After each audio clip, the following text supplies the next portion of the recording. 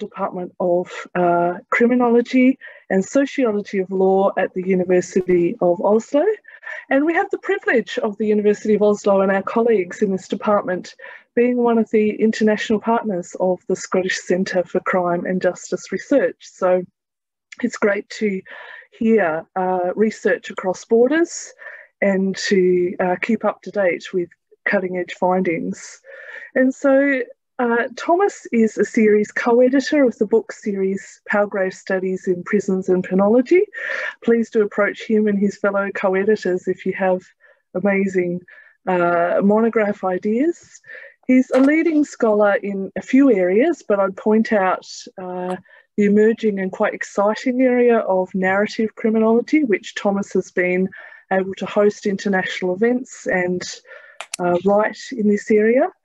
And he's also an editor of the international journal Incarceration, which is a new, again, edgy and exciting journal who are looking for different forms of submissions. So I'm sure he might be on the lookout if you really engage with this and want to share your own work in those forums. Something amazing, sort of rock star criminologist, is also that Thomas is the author of an award-winning cookery book and has a background in food writing on Norwegian food culture, along with some recipes. So, as if it couldn't get much cooler, I will hand over to Professor Ugelvik to speak on the role of interpersonal trust in desistance processes. So again, if you could mute yourself and keep any questions coming in the chat. Thank you. Over to you, Thomas. Thanks, Hannah, and also thank you to Gemma and Ali for the invitation. Obviously, I would have preferred to come down to Scotland and give a talk there, and we could all go down the pub later. But in present circumstances, I guess this is the best we can do. So I think I'll just start. So trust is a fundamental part of the human condition. Trust is often contagious and self-reinforcing. When someone shows me that they trust me and that they're willing to act on that trust, it feels like a powerful invitation, a duty even, to return the favor. And if I do trust them in return and act accordingly, our relationship is strengthened. At the same time, and as a result, when someone trusts me, the experience can change the relationship I have to myself and my self-image. So trust can be transformative at both the individual and the interpersonal levels, and frequently combines the two in virtuous spirals. Given the fundamental role that trust can be said to play in human relationships, it is a bit of a surprise, perhaps, that the growing research literature on desistance, broadly defined as the process where repeat offenders stop offending and turn their attention to leading a law-abiding life, has not yet given much attention to the question of trust. There's a lot of research now on how former prisoners are met by their communities upon release and how they are successfully integrated back into civil society or not. The experience of stigma and exclusion has been the focus of many such studies, but the related topics of trust and distrust is much rarer to come across. Researchers have also studied the role the criminal justice system and various prison and probation service professionals can play when it comes to facilitating and strengthening desistance processes. But they've only rarely asked whether and how the phenomenon of trust may play a part. In my paper today, I want to put the concept of trust center stage and show how trust is potentially useful in an exploration of desistance processes, and specifically of the role of trust in the process leading to so-called tertiary desistance. I've been recently working on two related articles looking at different kinds of trust relationships that seem to be part of many desistance processes. So today I'm offering two papers for the price of one. And here are the provisional titles. In the first paper, I focus on trust between prisoners and various prison and probation service professionals, mainly prison officers. For this one, I actually have a proper draft version, which I'm happy to share if someone is interested, so just send me an email. The second paper is much more work in progress. Here I look at the trusting relationships between current and former prisoners and various members of civil society. The strangers in the title there, mainly employers and colleagues the study participants have met in the process of looking for employment, but also people they have met in educational or voluntary sector settings. So my plan today is to first say a little bit about the overarching project both papers result from, then a little bit about the phenomenon of trust in general, before I will talk about these two papers, first briefly about the first paper, and then a bit more in depth about the second paper. The two articles are the first two of several planned research outputs resulting from the Oslo re-entry study, an ongoing longitudinal qualitative study of prison release, the re-entry process, and desistance from crime in Norway. It's a project I've been working on since 2017, where I follow 14 repeat offenders from when they're in prison and start preparing for release, through the release process, and back into society post-release. I plan to do final follow-up interviews 10 years after the release date, which means that I'll continue to collect data until approximately the year 2030. In addition to multiple interviews with the 14 participants, I've interviewed one prison and probation system professional in each case, nominated by the participants. And in most cases, we're talking about prison personal contact officers or probation service caseworkers, to discuss the participants' cases in detail and to gain a professional perspective on the complex release and reintegration process. In some cases, I've also interviewed a member of the participants' personal network, a friend, a colleague, or family member, again nominated by the participant, although admittedly this part of the project has been made significantly more difficult by the pandemic. So it might take off more in the future. At the time of writing, the project has yielded a total of 45 interviews with 14 participants, 6 professionals, and 3 network members. Because the aim of the project is to study which resources may strengthen desistance processes, promising cases have been purposefully recruited with the help of the correctional services. With one exception, participants were recommended by probation and prison officers as people they believed to be in the process of making significant life changes. In the case of the one exception, the participant nominated himself after hearing about the study through his network.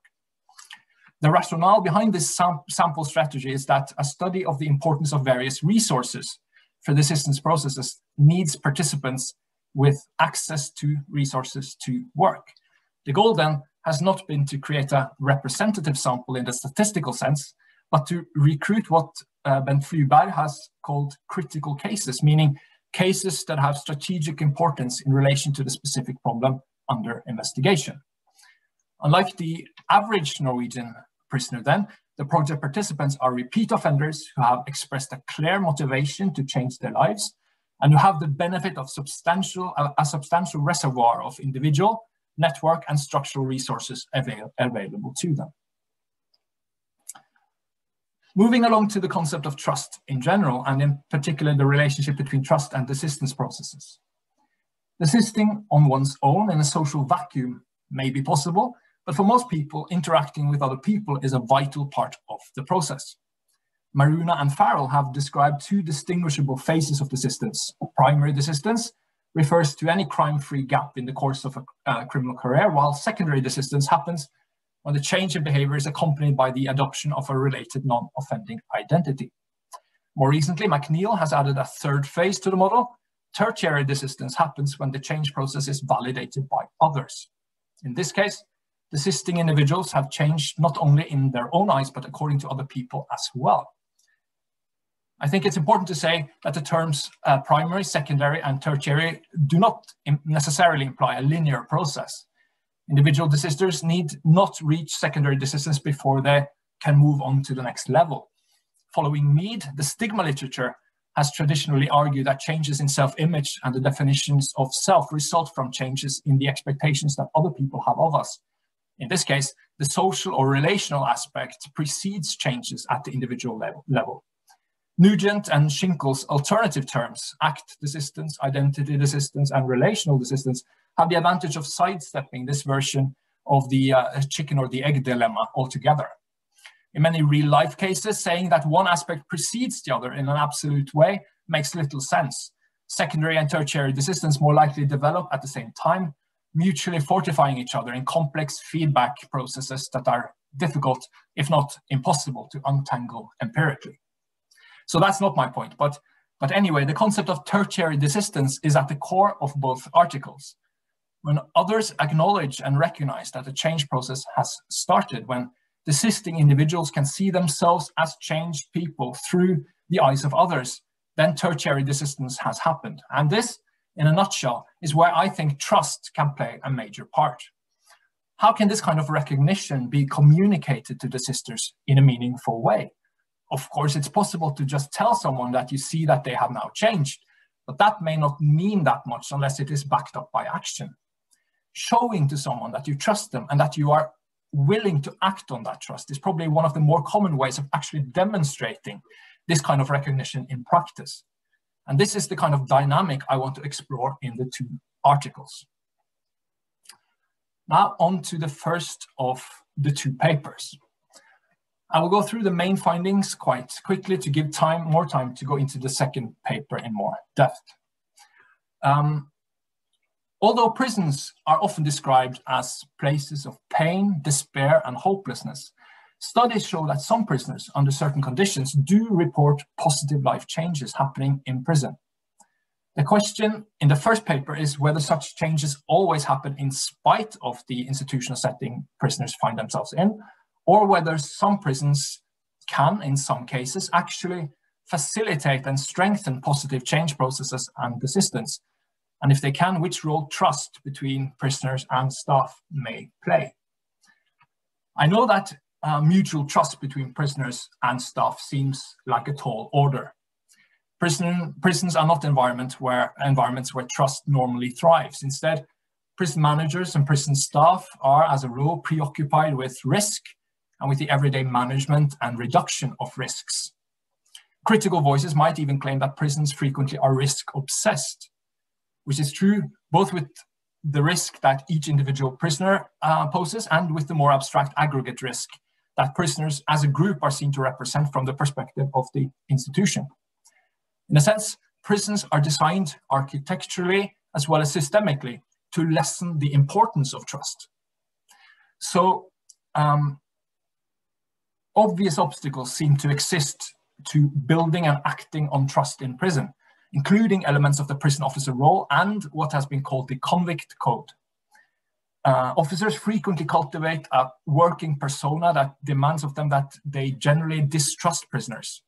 This institutionalized professional distrust is built into the routines of the institution and is a vital part of the prison officer role. Prisoners, for their part, are often under strict obligation to not talk to officers beyond the absolute minimum. Prisoners who do may be accused of sharing privileged information with outsiders, a practice known in prisoner culture as grassing or snitching.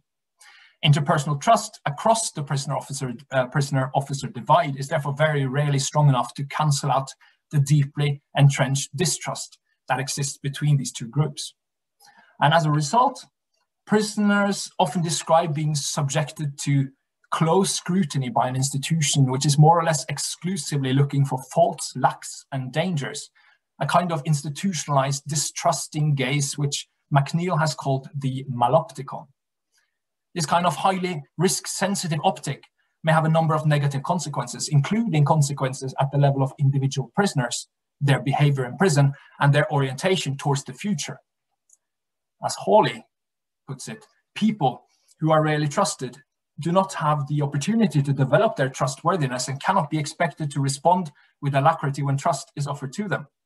This is one of the damaging elements of suffering from long-term distrust. In such an environment, it makes little sense to develop traits of trustworthiness if these will go unrecognized.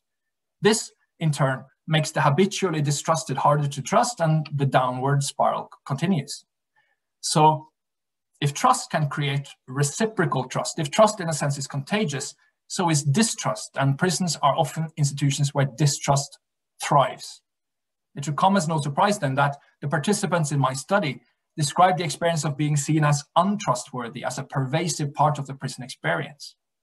One among many possible examples is this reaction a participant I've called Arne got when he told a middle manager at Ullersmo prison that he had decided to turn his life around and make some drastic changes.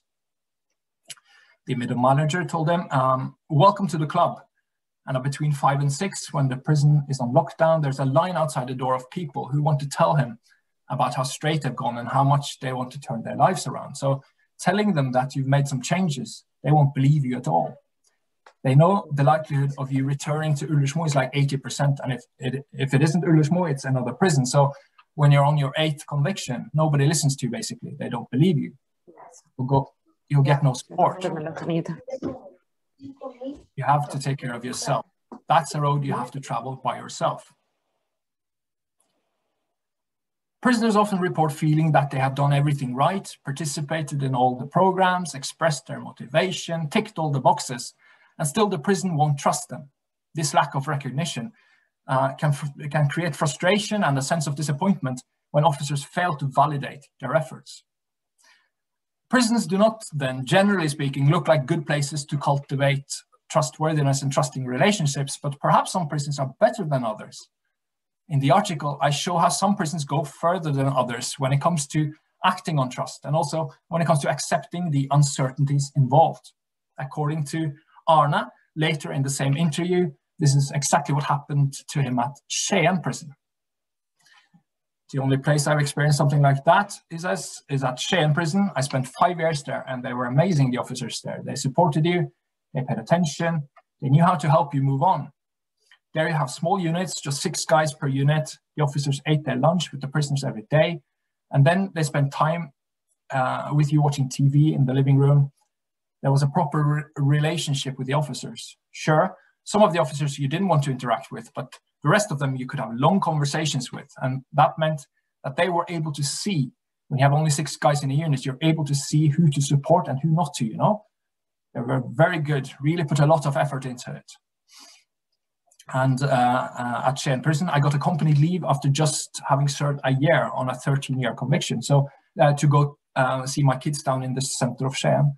We went to the swimming pool, things like that. So I feel they trusted me fairly quickly. They could see that I wanted to make a change. So Arne felt that at Skien prison, at least, his efforts were acknowledged as sincere. Importantly, the experience of recognition and tertiary desistance was backed up by practical consequences when he was granted accompanied leave uncommonly early on in his sentence. He felt that the prison officers trusted him, and importantly, they also chose to act on that trust. I think I have time for just one more example from this first article. The issue of trust was even more important in one of the interviews with Florent. He was nearing the end of a long sentence at the time and had transferred to Sandaker transition prison. That's the lowest security level in the Norwegian system in preparation for of his release. So he told me the story. I have a son, he's about to turn 16, and last year, thank God I was here at the time, he started to, you know, kids started running with the gangs and stuff like that. And that was a really, really difficult time for my whole family. It went on for 4 or 5 months. It went so far at one point that I thought there was nothing more I could do here. He would say, I'll be home by 10 or 11, and would have to go looking for him around the city until 2 or 3 in the morning. It was insane. Was this while you were on leave, I asked? Yes, and when I was here, I was in constant contact with his family members looking for his son on the phone. So in transition prisons, prisoners are allowed the use of a personal telephone. 1 or 2 times they even let me out. This one time at 5 in the morning, when we could find him, they let me out of, we couldn't find him, sorry, they let me out of here from the prison. We went to the prison officers and told them that you had a crisis going on. Yes, and they understood and let me out. That's why I'm saying that this place is amazing. So if you have some sort of problem, they'll understand, but they have to look at who you are as well. You'll have to show them in advance. You can't just act like a bastard and then go tell them that you have a problem, I don't think. But if you can gain their trust, they'll understand that a crisis is a crisis, you know? Yes, I say, but I would think that a prison is a prison also. The most important thing is that if you're honest, if you have a problem and you take it to them and explain the situation, then it isn't something negative. It turns into something positive. Everybody here will go out of their way to help you. They'll take a chance here if something happens. And I think that's really good. Prisoners who want to make significant changes in their lives need opportunities to show to themselves and to others that they really have changed. Most prisons deny prisoners such opportunities in order to minimize risk. My data suggests, however, that some prisons are better than others at accepting a certain level of uncertainty. Returning to the general literature on trust, according to O'Neill, trusting someone in general is always a risk. So when prison staff trust prisoners and when they choose to act on that trust, there is always the risk that things might backfire. The important question is whether the potential benefits outweigh the risks. With trust in prison, the potential benefits do seem significant. As a third participant, Clevis put it. You reap what you sow, right? If you treat people well, they will behave well, like good people, more or less. But if you crack down on them, tighten everything, and create a prison based on a logic of revenge, what happens is that if they ever get a chance, they'll do something even worse when they get than what they did before. If it's vengeance you want, then vengeance you'll get. The trust that they show me when I'm allowed to leave the prison by myself, that means that I don't add to the hatred. I see hope, I see a future, like everybody here. So in the first article, I argue that the experience of being trusted by staff can act as a powerful catalyst for desistance. One may even ask whether people experience as being particularly significant the trust extended by professionals who are trained to continuously assess the risks that prisoners represent and who are employed by a system that can be described as risk averse. Which brings me over to the second article. The meeting between a newly released prisoner and the civil society outside the prison walls is precarious. Successful desistance from crime may not absolutely depend on repeat offenders being welcomed back into the fold of their local communities, but social inclusion certainly helps. Repeat offenders have often lived a life characterized by drug and alcohol use and weak ties with the regular legal economy. This is certainly true of most of the participants in my study. To some degree, many have felt disconnected from regular people leading normal lives, the kind of normal lives they now aspire to. At some point, former offenders who are trying to turn their lives around and make significant changes have to find a way to meet, engage with, and create relationships with these so-called regular people. There are several possible arenas where such interaction can happen. The employment market is an obvious possibility, given that most people have to work for a living, and that newly released former prisoners are frequently actively looking for work and thus have to come in contact with new potential employers and co-workers, but educational settings and the voluntary sector are other possible sites. In this second article, I ask two related questions. In Norway, are strangers willing to take a risk and place trust in former prisoners? And what does it mean for their desistance processes and their ongoing identity reconstruction as not current but former offenders when they do? In short, like in the first paper, I want to examine trust as a possible engine of positive change. According to Maruna, to desist from crime, ex-offenders need to develop a coherent pro-social identity for themselves. And I think in these cases, trust and the experience of being trusted can work as a strong mediator, a proof of change, and also a catalyst of change, straddling the gap between the desister and his or her social surroundings. The stigma literature shows how a sense of being distrusted can lead to hopelessness and defeatism. Trust, on the other hand, can create realistic hopes of a better future, while at the same time strengthening the relationships between the desister and her or his social environment. Furthermore, there is an important temporal aspect here, in the sense that trust today can be said to bridge the gap between the present and the future by signaling that other people are willing to acknowledge change, act accordingly, and perhaps even that they will continue to do so in the future.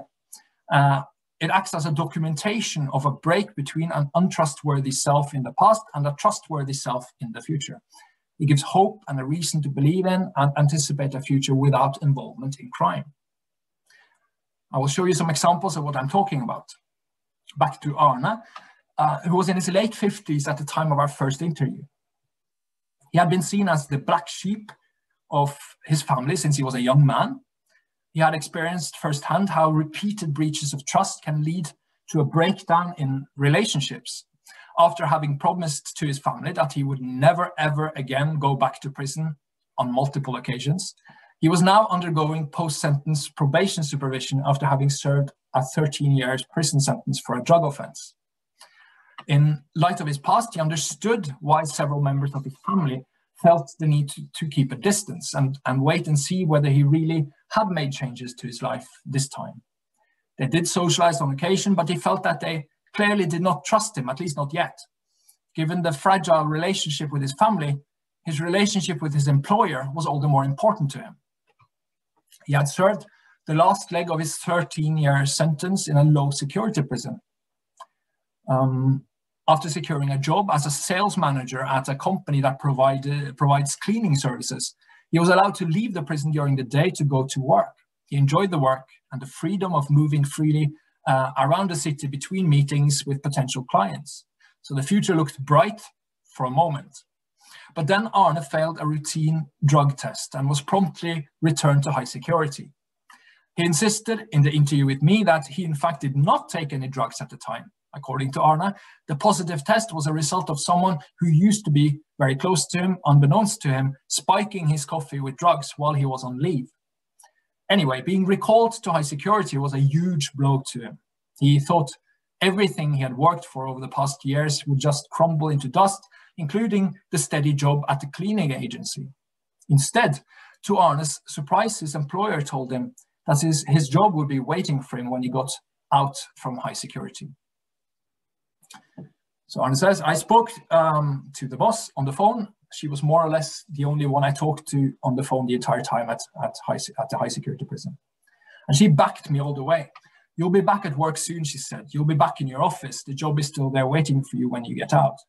If she hadn't been there for me, to be honest, I would have given up, gone back to my old life, even though this new life is much better. It's amazing, but how would I manage? How would I manage without a job to go to when I got out?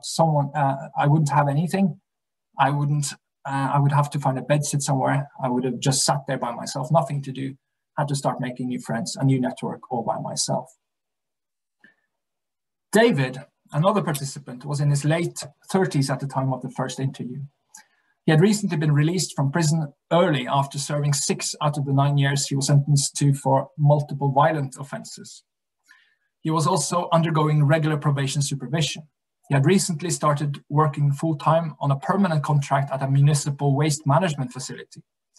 He explicitly described being offered this job as a life-changing moment. Now I have a lot of new colleagues and friends, he said. They are my new network. It's pure gold. It's like I say, the way they welcomed me, no judgment. You're one of the guys right away. People take care of each other. It's almost like they become my family. And it's like, if you want, you can even go have a chat with the boss. She will take the time and talk and show that she cares. You don't get the feeling that she doesn't have the time, you know? So they know me, my entire background, and they still include me. They still want me there, and they do care. One of the managers told me before the Christmas holiday, he said, okay, just call me whenever, if you have negative thoughts, just let me know, and we'll meet up and do something. And after the holiday, when we returned to work, I had a chat with the boss, and she said that she had thought about me a lot over Christmas, and she wanted to know how I'd been. I hope I'll never lose this job. That's what I mean when I say that I have too much to lose now. If I screw this up, I won't find something like this ever again. Of course, the social control element is very clear here. He desperately does not want to lose this job, but there is also something else going on. There's a newfound sense of pride and a strong sense of community resulting from the fact that all these people now trust and care about him. Endre, a third participant, was in his 30s when I first interviewed him at a low security prison. 10 months later, we met up again for a second interview after he had been transferred to a transition prison. Endre had started working as a carpenter at a builder's company. He really enjoyed the work, the fact that he lived a normal life, so-called, in the sense that he had to get up in the morning and that he had a purpose. He felt that honesty had been key and that his whole situation now rested on the fact that he had chosen to be honest about his past.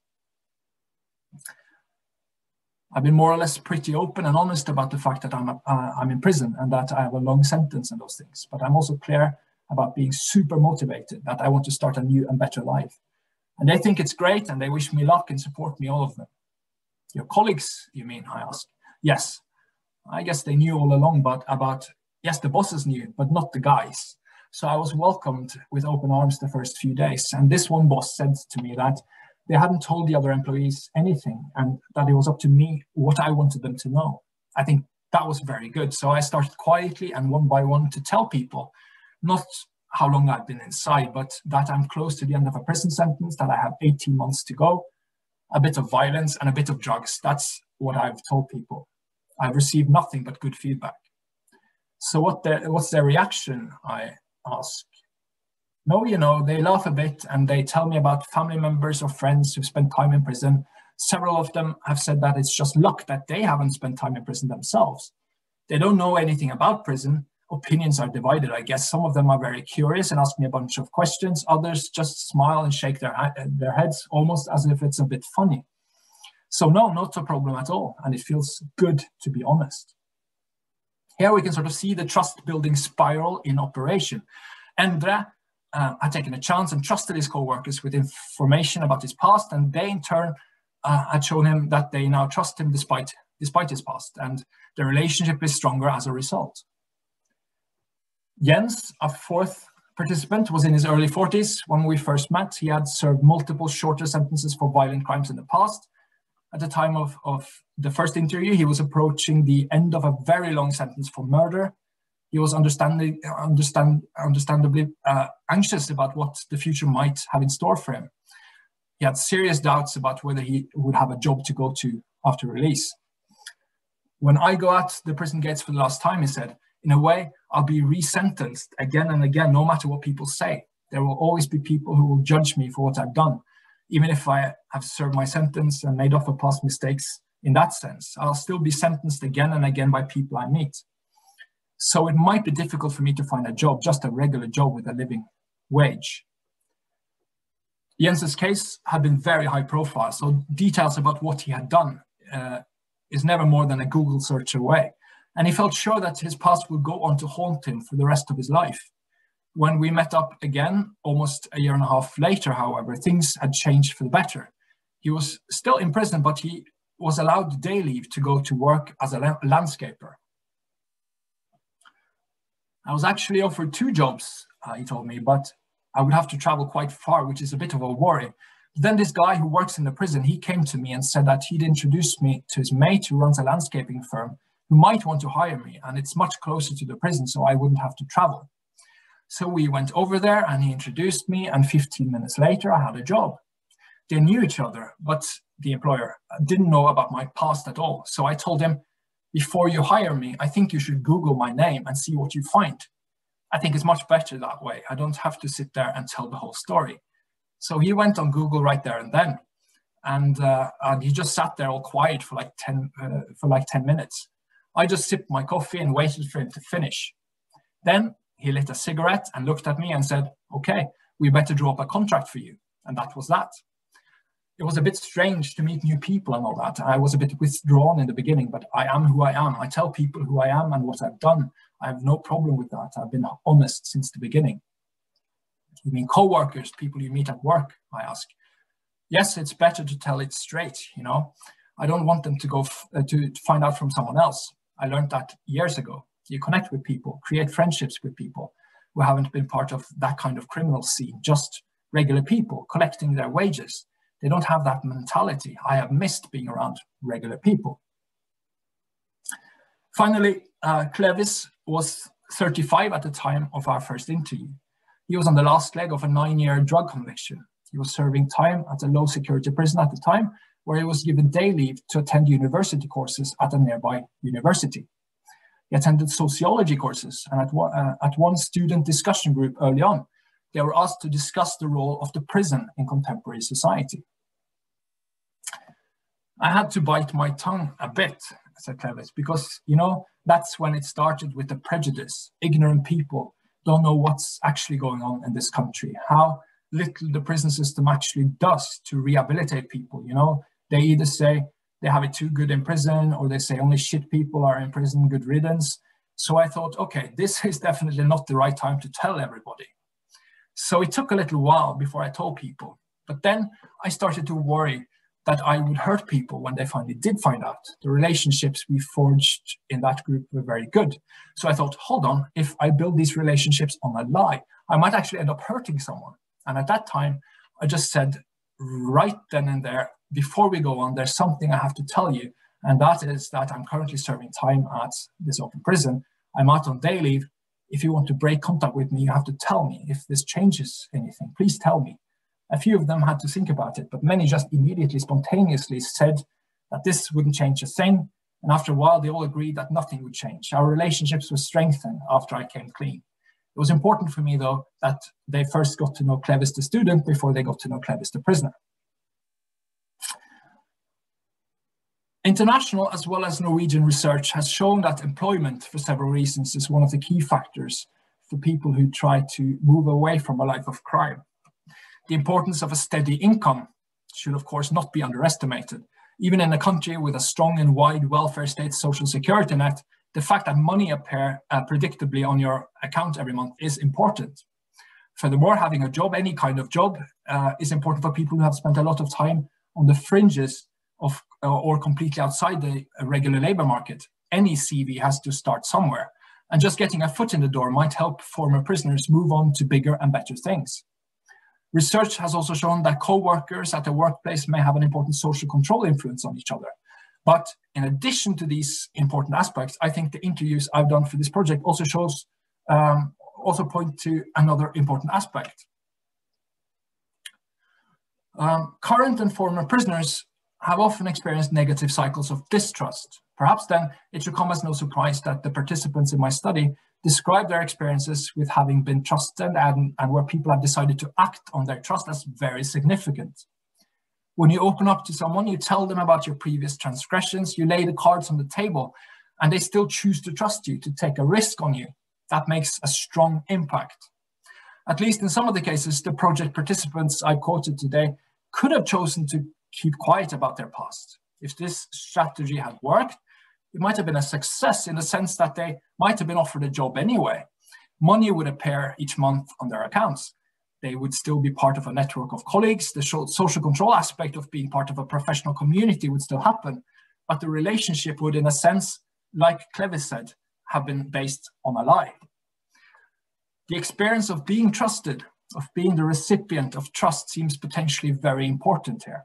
Being seen as trustworthy in general everyday life is, of course, a huge practical advantage if one's aim is to lead a law-abiding life. But in addition to the practical aspects, there are emotional and identity-related aspects that may be equally important. An internalized desistance narrative is thought to play an important psychological function for desistance processes. A firmly held self-image as a former offender might help desisters resist temptations and withstand hardships associated with taking the first difficult steps towards making sustained life changes.